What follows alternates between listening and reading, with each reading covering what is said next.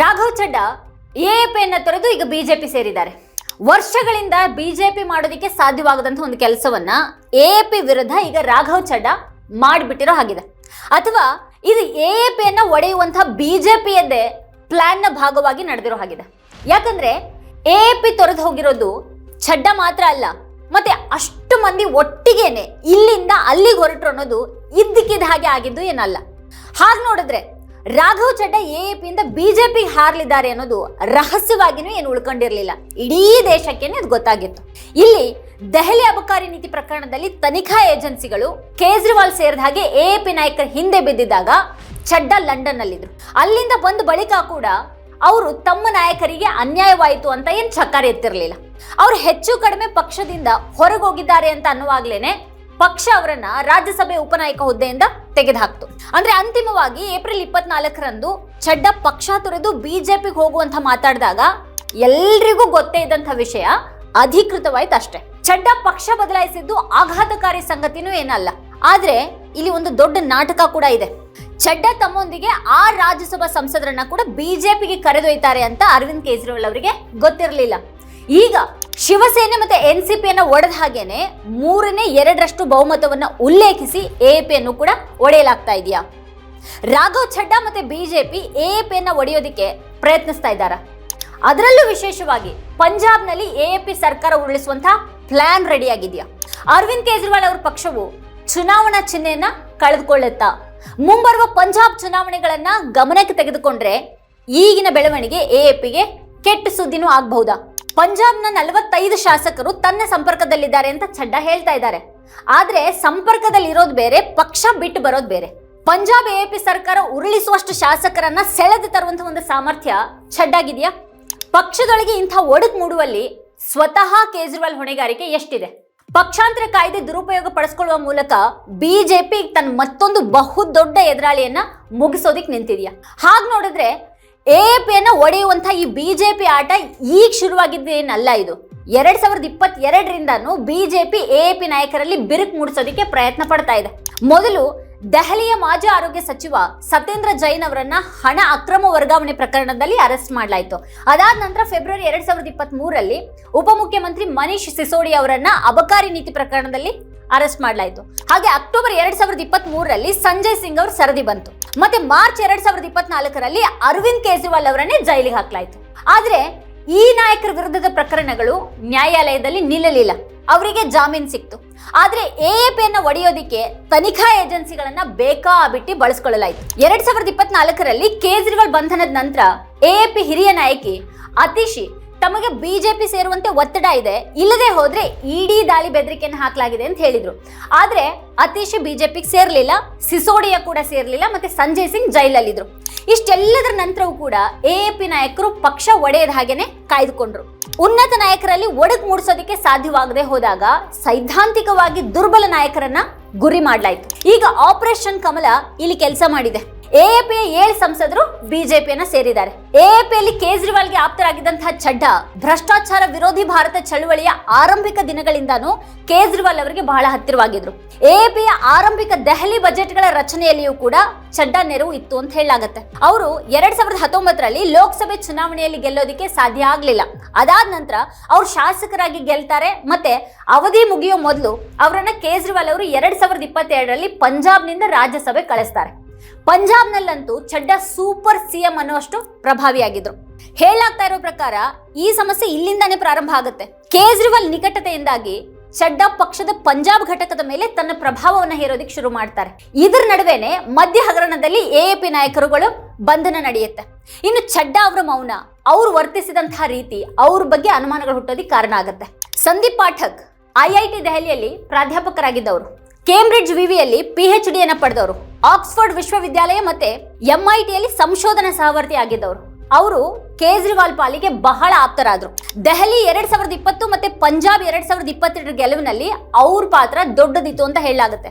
ಎಎಪಿಯ core ಕಮಿಟಿಯ ಪ್ರಮುಖ ಸದಸ್ಯ ಅವರು. ಆದ್ರೆ ಅದರ ನಂತರ ಅವ್ರು ಸತತ ಸೋಲನ್ನ ಎದುರಿಸ್ತಾರೆ. ಪಕ್ಷದೊಳಗೇನೆ ಅವ್ರ ಬಗ್ಗೆ ಲೇವಡಿ ಮಾಡೋದು ಶುರುವಾಗಿತ್ತು. ಈ ಪಾಠಕ್ ಅವ್ರ ತಂದೆ ಛತ್ತೀಸ್ಗಢದಲ್ಲಿ ಬಿಜೆಪಿ ಪದಾಧಿಕಾರಿ. ಈಗ ಪಾಠಕ್ ಕೂಡ ಬಿಜೆಪಿಯ ಮಡಿಲನ್ನು ಸೇರಿದ್ದಾರೆ.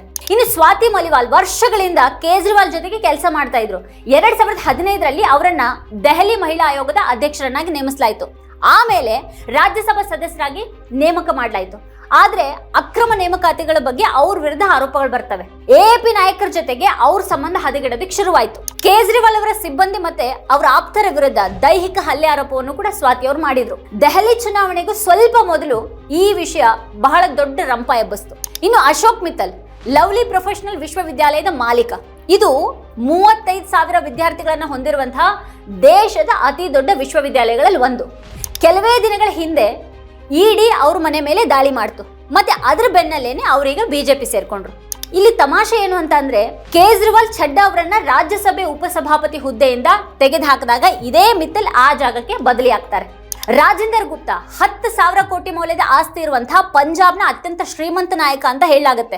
ಎಎಪಿ ವಿರೋಧ ಮಾಡ್ತಾ ಇದ್ದಂತಹ ಭಾರತ US ಒಪ್ಪಂದವನ್ನ ರಾಜೇಂದರ್ ಗುಪ್ತಾ ಬೆಂಬಲಿಸ್ತಾ ಇದ್ರು. ಇನ್ನು ಹರ್ಭಜನ್ ಸಿಂಗ್ ಅಂತೂ ತಮ್ಮನ್ನ ತಾವು ಎಎಪಿಯ ಭಾಗ ಅಂತ ಯಾವತ್ತೂ ಕೂಡ ಭಾವಿಸಿದವರೇ ಅಲ್ಲ ಅಂತ ಹೇಳಲಾಗುತ್ತೆ.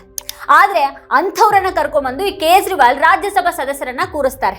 ಈ ಹಿಂದೆ ಸೈದ್ಧಾಂತಿಕ ಕಾರಣಗಳಿಂದಾಗಿ ಎಎಪಿಯನ್ನ ತೊರೆದವರಿದ್ದಾರೆ. ಪ್ರಶಾಂತ್ ಭೂಷಣ್, ಯೋಗೇಂದ್ರ ಯಾದವ್ ಮತ್ತೆ ಆಶುತೋಷ್ ಕೂಡ ತೊರೆದಿದ್ದಾರೆ. ಆದ್ರೆ ಅವ್ರು ಯಾರು ಕೂಡ ಬಿಜೆಪಿಗೆ ಸೇರ್ಲಿಲ್ಲ. ಈಗ ಒಟ್ಟಾಗಿ ಪಕ್ಷ ಬಿಟ್ಟಿರುವಂತಹ ಇವ್ರ ವಿರುದ್ಧ ಸಿಕ್ಕಾಪಟ್ಟೆ ಟೀಕೆಗಳು ಬರ್ತಾ ಇವೆ. ರಾಘವ್ ಚಡ್ಡಾ ಲಕ್ಷಾಂತರ ಫಾಲೋವರ್ಗಳನ್ನ ಕಳ್ಕೊಂಡಿದ್ದಾರೆ. ಹಾಗಾದ್ರೆ ಎಎಪಿಗೆ ಇವತ್ತು ಬಂದಿರುವಂತಹ ಸ್ಥಿತಿಯಲ್ಲಿ ಕೇಜ್ರಿವಾಲ್ ಪಾತ್ರ ಏನು ಇಲ್ವಾ?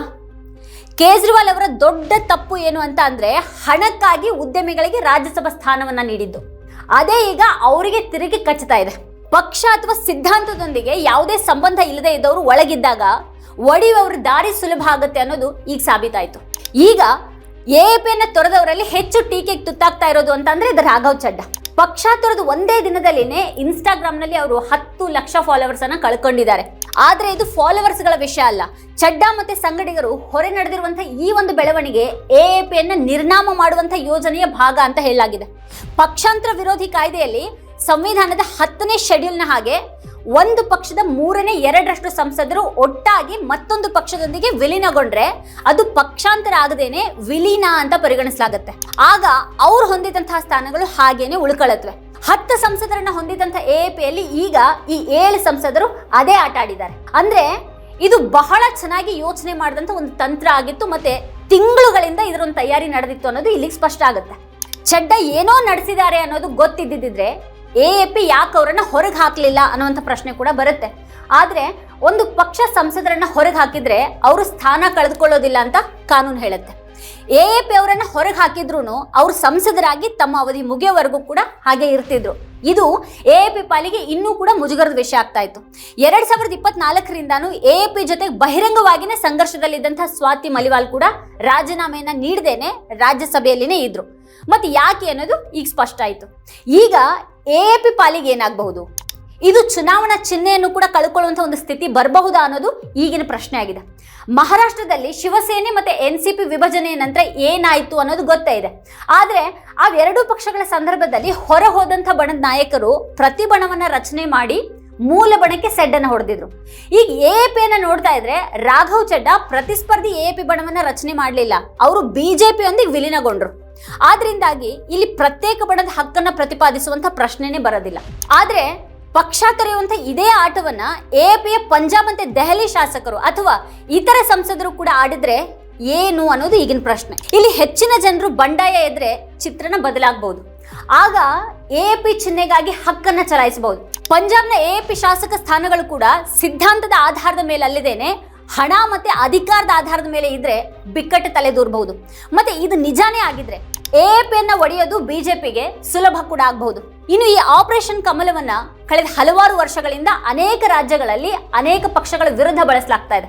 ವಿರೋಧ ಪಕ್ಷ ಆಕಸ್ಮಿಕವಾಗಿ ಒಂದು ರಾಜ್ಯವನ್ನ ಗೆದ್ರೂ ಬಿಜೆಪಿ ಆಡಳಿತ ಪಕ್ಷಗಳ ಅತೃಪ್ತ ಶಾಸಕರನ್ನ ಹುಡುಕಿ ಗುರಿಯಾಗಿಸುತ್ತೆ. ನಗದು ಮತ್ತೆ ಕ್ಯಾಬಿನೆಟ್ ಸ್ಥಾನಗಳ ಆಮಿಷ ಒಡ್ಡುತ್ತೆ ಅವರಿಗೆ. ಮಣಿಗೆ ಇದ್ರೆ ಇಡಿ ಮತ್ತೆ ಸಿಬಿಐ ಅಸ್ತ್ರವನ್ನ ತೆಗೆಯಲಾಗುತ್ತೆ.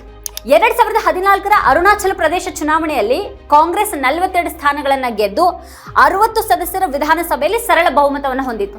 ಬಿಜೆಪಿ ಕೇವಲ 11 ಸ್ಥಾನಗಳನ್ನು ಹೊಂದಿತ್ತು. ಆದ್ರೆ 2016ರಲ್ಲಿ ಕಾಂಗ್ರೆಸ್ ಮುಖ್ಯಮಂತ್ರಿ ಪೇಮಾ ಖಂಡು ಮೊದಲು ಪೀಪಲ್ಸ್ ಪಾರ್ಟಿ ಆಫ್ ಅರುಣಾಚಲಕ್ಕೆ ಸೇರ್ತಾರೆ. ಅದಾದ ನಂತರ ಬಿಜೆಪಿ ನೇರವಾಗಿ 32 ಶಾಸಕರನ್ನ ಪಡೆದುಕೊಂಡು ಚುನಾವಣೆಯಲ್ಲಿ ಗೆಲ್ಲದೇ ಇದ್ರೂ ಕೂಡ ಸರ್ಕಾರ ರಚನೆ ಮಾಡಿತು. 2016ರಲ್ಲಿ ಕಾಂಗ್ರೆಸ್ ಮುಖ್ಯಮಂತ್ರಿ ಹರೀಶ್ ರಾವತ್ ಅವರ ಶಾಸಕರು ಉತ್ತರಾಖಂಡದಲ್ಲಿ ದಂಗೆಯನ್ನು ಪ್ರಾರಂಭ ಮಾಡ್ತಾರೆ. ಅಲ್ಲಿ ರಾಷ್ಟ್ರಪತಿ ಆಳ್ವಿಕೆಯನ್ನ ಹೇರಲಾಯಿತು. ಇನ್ನು 2019ರಲ್ಲಿ HD ಕುಮಾರಸ್ವಾಮಿ ಅವರು ಕಾಂಗ್ರೆಸ್ JDS ಸಮ್ಮಿಶ್ರ ಸರ್ಕಾರ ಕರ್ನಾಟಕದಲ್ಲಿ ಅಧಿಕಾರದಲ್ಲಿತ್ತು. ಆದ್ರೆ ಇದಕ್ಕಿದ ಹಾಗೆ 17 ಶಾಸಕರು ರಾಜೀನಾಮೆಯನ್ನ ನೀಡಿ ಬಿಜೆಪಿಗೆ ಸೇರ್ಕೊಳ್ತಾರೆ. ಅಲ್ಲಿಗೆ ಸರ್ಕಾರ ಪತನ ಆಯಿತು. ಇನ್ನು 2020ರಲ್ಲಿ ಜ್ಯೋತಿರಾದಿತ್ಯ ಸಿಂಧ್ಯಾ ಮಧ್ಯಪ್ರದೇಶದಲ್ಲಿ ಕಾಂಗ್ರೆಸ್ ಅನ್ನ ತೊರೆದು 22 ಶಾಸಕರನ್ನ ತಮ್ಮೊಂದಿಗೆ ಕರ್ಕೊಂಡು ಹೋಗ್ತಾರೆ. ಕಮಲ್ನಾಥ್ ಅವರ ಚುನಾಯಿತ ಕಾಂಗ್ರೆಸ್ ಸರ್ಕಾರ ಪತನಗೊಳ್ಳುತ್ತೆ. ಅಲ್ಲಿಗೆ 2022ರಲ್ಲಿ ಮಹಾರಾಷ್ಟ್ರದಲ್ಲಿ ಏಕನಾಥ್ ಶಿಂದೆ 55 ಶಿವಸೇನಾ ಶಾಸಕರಲ್ಲಿ 40 ಜನರನ್ನ ತಮ್ಮೊಂದಿಗೆ ಕರ್ಕೊಂಡು ಹೋದ್ರು. ಶಿವಸೇನೆ ಕಾಂಗ್ರೆಸ್ ಸರ್ಕಾರ ಅಲ್ಲಿಗೆ ಪತನ ಆಯಿತು. ಇನ್ನು ಉದ್ಧವ್ ಠಾಕ್ರೆ ತಮ್ಮದೇ ಪಕ್ಷದ ಹೆಸರು ಮತ್ತೆ ಚುನಾವಣಾ ಚಿಹ್ನೆಗಳನ್ನು ಕೂಡ ಕಳ್ಕೊಂಡ್ರು. ವಿವಿಧ ವಿರೋಧ ಪಕ್ಷದ ನಾಯಕರು ಹಲವು ವರ್ಷಗಳಿಂದ ಬಿಜೆಪಿಯ ಈ ತಂತ್ರಗಳ ವಿರುದ್ಧ ಧ್ವನಿ ಎತ್ತುತ್ತಾ ಇದ್ದಾರೆ. ಮತ್ತೆ ಆ ರೀತಿ ಧ್ವನಿ ಎತ್ತದವರಲ್ಲಿ ಒಬ್ಬರಾಗಿದ್ದಂತಹ ರಾಘವ್ ಚಡ್ಡಾ ಈಗ ಸ್ವತಃ ಈ ಆಪರೇಷನ್ ಕಮಲಕ್ಕೆ ಬಲಿಯಾದ್ರು. ಒಂದು ಕಾಲದಲ್ಲಿ ಅರವಿಂದ್ ಕೇಜ್ರಿವಾಲ್ ಅವರ ಆಪ್ತ ಮಿತ್ರ ಮತ್ತೆ ಬಲಗೈ ಬಂಟ ಅಂತ ಹೇಳಲಾಗಿದ್ದಂತಹ ಚಡ್ಡಾ ಹೆಸರು ಕೂಡ ಅಬಕಾರಿ ನೀತಿ ಪ್ರಕರಣದಲ್ಲಿ ಮೊದಲು ಕೇಳಿ ಬಂದಿತ್ತು. ಅವ್ರು ತಕ್ಷಣನೇ ಒಂದು ಪತ್ರಿಕಾಗೋಷ್ಠಿಯನ್ನು ನಡೆಸಿ ಇದೆಲ್ಲವನ್ನ ನಿರಾಕರಿಸಿದ್ರು. ಆದ್ರೆ ಪಕ್ಷದ ಉನ್ನತ ನಾಯಕತ್ವ ಜೈಲಿನಲ್ಲಿದ್ದಾಗ ಚಡ್ಡಾ ತಮ್ಮ ವಿಶ್ವಾಸಾರ್ಹತೆಯನ್ನು ಉಳಿಸ್ಕೊಳ್ಳದೇನೆ ಹೋದ್ರು. ಅದಾದ ನಂತರ AAP ನಾಯಕರು ಜೈಲ್ ಪಾಲಾದಾಗ ಮತ್ತು ಹೊರಬಂದ ನಂತರ ಕೂಡ ಚಡ್ಡಾ ಇಡೀ ಚಿತ್ರದಿಂದ ದೂರನೇ ಉಳ್ಕೊಳ್ತಾರೆ. 2025ರ ದೆಹಲಿ ಚುನಾವಣೆಯಲ್ಲಿಯೂ ಕೂಡ ಅವರು ಹೆಚ್ಚು ಪ್ರಚಾರ ಮಾಡಲಿಲ್ಲ.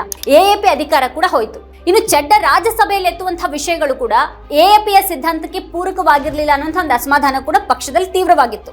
ಮೋದಿ ಸರ್ಕಾರದ ಬಗ್ಗೆ ಅವರು ಮೌನ ವಹಿಸಿದ್ರು. ಹಲವು ತಿಂಗಳುಗಳ ಕಾಲ ಬಿಜೆಪಿ ಸರ್ಕಾರವನ್ನ ನೇರವಾಗಿ ಪ್ರಶ್ನೆ ಮಾಡಲೇ ಇಲ್ಲ ಅನ್ನೋದು ಅವ್ರ ಬಗೆಗಿನ ಆಕ್ಷೇಪ ಆಗಿತ್ತು. ಈಗ ಇದೆಲ್ಲಾನು ಹಳೆ ಕಥೆಯಾಗಿದೆ. ಅವರು ಪಕ್ಷ ಬಿಟ್ಟು ಹೊರಟಿದ್ದಾರೆ. ಇನ್ನು ತಮ್ಮೊಡನೆ ಅವರು ಇನ್ನೂ 6 ಜನರನ್ನು ಕೂಡ ಕರ್ಕೊಂಡು ಹೊಂಟಿದ್ದಾರೆ. AAP ಮುಂದೆ ಈಗಿರುವಂತಹ ಸವಾಲೇನು ಅಂತ ಅಂದ್ರೆ ಇತರರು ಪಕ್ಷವನ್ನ ಬಿಡದೇ ಇರೋ ಹಾಗೆ ಅದು ಏನ್ ಮಾಡುತ್ತೆ ಅನ್ನೋದು. ಯಾಕಂತಂದ್ರೆ ಇದೇ ಆಟ ಏನಾದ್ರೂ ಮುಂದುವರೆದ್ರೆ AAP ಬಹಳಷ್ಟನ್ನ ಕಳ್ಕೊಳ್ಬೇಕಾಗತ್ತೆ. ಕೇಜ್ರಿವಾಲ್ ಶೈಲಿ ತಪ್ಪು ಅನ್ನೋದ್ರ ಬಗ್ಗೆಯೂ ಕೂಡ ಈಗ ಹೇಳಲಾಗ್ತಾ ಇದೆ. ಕ್ರಾಂತಿಯ ಮೂಲಕ ಬಂದಂತಹ ಒಂದು ಪಕ್ಷ ಅದಾದ ನಂತರ ಏನಾಯ್ತು ಅನ್ನುವಂಥ ಪ್ರಶ್ನೆಗಳು ಕೂಡ ಈಗಿವೆ.